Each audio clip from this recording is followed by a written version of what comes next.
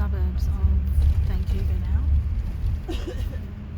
Just past here is Park Royal, which is in West Vancouver. If you want to do a bit of shopping, this is one of the larger malls. It has 3 sections. It has Park Royal North, Park Royal South, and Park Royal Village. It is worth going for a look around here, and if you want to, you can actually walk behind Park Royal along a trail on the sea walk, which will take you to, I think it's called Dulcineasdiarycontinued. I can never pronounce it. And there is a little beach out there. There's the I think it's the Friendship Ball or something out there, and also you'll pass Ambleside, where there's a lot of usually Asians that like to get a license to go crab catching on the wharf out there, and that's where I spotted an otter one year, but I've not seen any wildlife since. One year there was a heron in a tree, which attracted a lot of attention, and other times you just see plain squirrels everywhere, and if you're lucky you might see Canadian geese. But that's about it. But it's a nice walk. It's an alternative to the seawall around Stanley Park, which I've done many times. But during January there can be king tides, and so part or all of the seawall and seawalk gets shut down because of the debris that comes in from the tides, and they cause damage to the seawall and seawalk. I think I mentioned this previously in a previous YouTube video. So at the moment it should be okay, but there may be some parts around the seawalk and seawall that are still closed due to damage done by the tides previously. We are about to cross the Lionsgate Bridge. I've been across this countless times, and it's the main gateway from the north or west van, not the north van because you can go the other way, but west van to via Stanley Park to downtown Vancouver.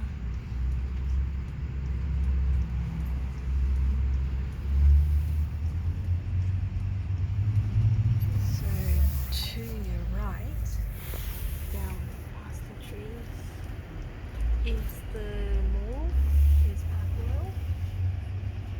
Probably can get a glimpse of it. Park Royal in the background. We're about to cross the Lionsgate Bridge. Now to your left here is a lot of little houses down there. I'm not sure if this is correct, but apparently it's an Indian reservation, but I could be completely wrong.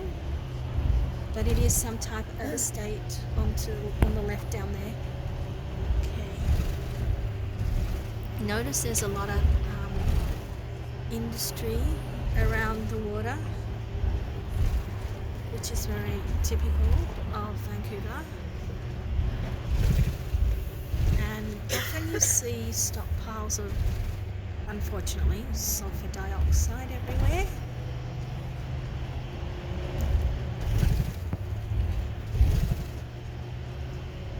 And also you see the freight line.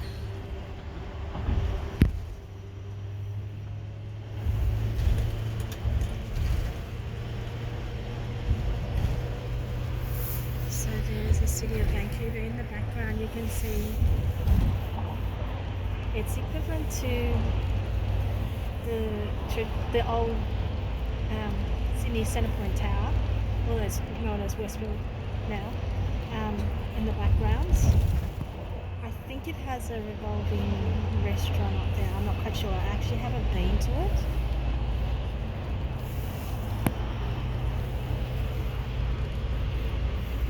I haven't been to it because it's a touristy thing to do, and I'm not really a tourist. And then on this side, it's just a view of the mountains.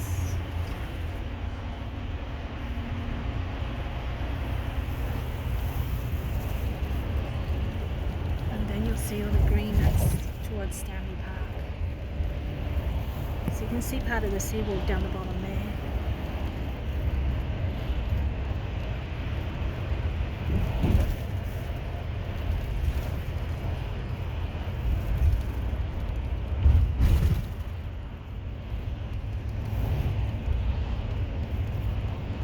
If this route looks familiar, it's because if you got to Cyprus or Grouse, well, I'm not sure about Grouse because they've changed the public transport route from downtown now. Instead of having to go across by sea bus and then catch the Grouse Mountain bus from Lonsdale Quay, they all go this way over the bridge, and then they go up towards the same route partially as the Whistler and Sea to Sky gondola, but they turn off at a point. So if you're going to Cyprus, it is very likely that you'll be going this route towards the same route as Whistler, except turning off at one point on the highway.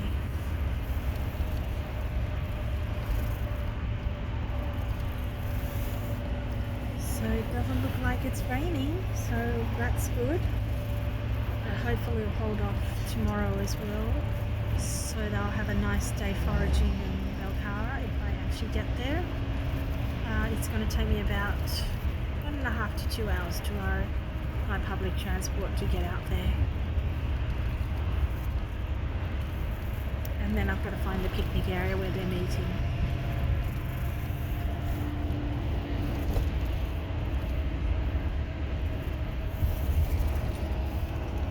Gardens are starting to grow.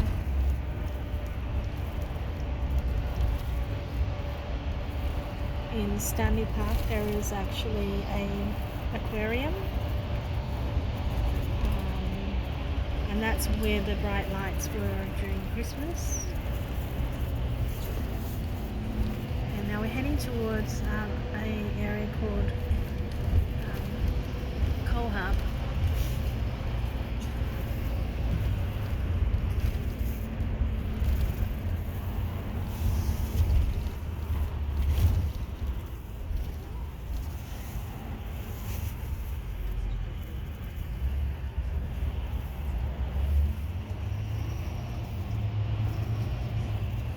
The walk along Cove Harbour is actually quite nice as well.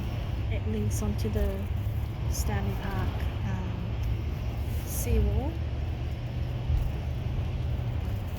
Oh, float plane. Don't know if you saw that in the video, but there's a float plane in the back. Oh, missed it again. A float plane landing in the harbour. And I've actually been on one of the float planes on a mail run out to Salt Spring Island and other various islands where mail is delivered and people live, and it's very remote, and the only way to get out there is by float plane or by float. No, don't think about public transport, it doesn't exist out there. You can also take a float plane up to Whistler and onto Vancouver Island as well.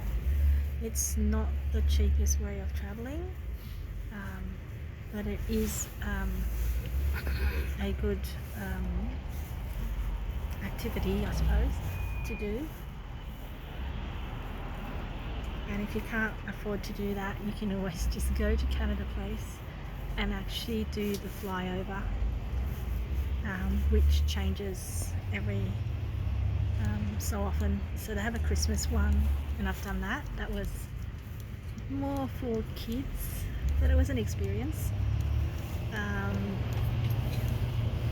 But yeah, they do spray water on you, and there is like it's a 3D sort of projection, and you sit on the seats that are like, I suppose, amusement park ride seats.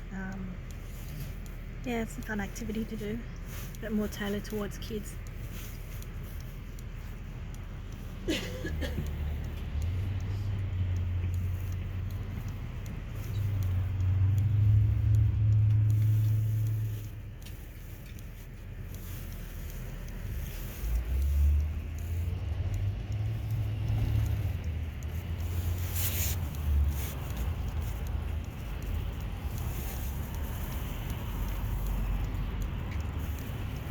I'm not sure if we passed it or whether we're going to go past it, but there is one apartment block along Cove Harbour, or Bayshore, whatever you want to call it, and it is different from every other apartment. It is a earthquake-proof apartment, and the reason why it's an earthquake-proof apartment is because of the architecture and engineering involved. So it has a central lift, and the lift is the core of the building, so if there's an earthquake it will be stable. It will stabilize it. So, and it's only one, I think, of the buildings around Vancouver that is earthquake proof. And it was I think it was, the project was built by a rich oil company, so they can afford to put in the technology at the time. It's quite an old building, but yeah, it uses the lift as a stabilizer. So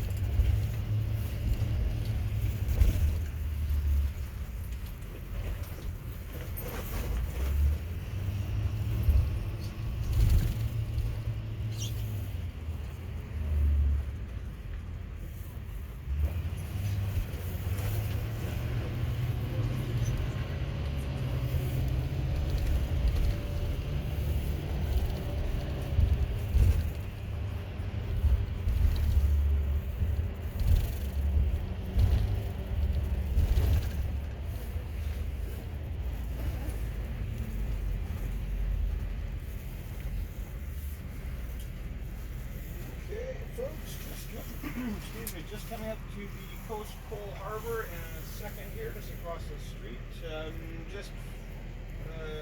Be sure not to forget anything on the bus. So I'll make announcements, give you some time to get your things organized before the next hotel. But yeah, just be extra careful not to forget anything. okay, we're on West Hastings Street. West Hastings Street is the nice part of Hastings. East Hastings Street is the not so nice part of Hastings Street, which is right down the other end.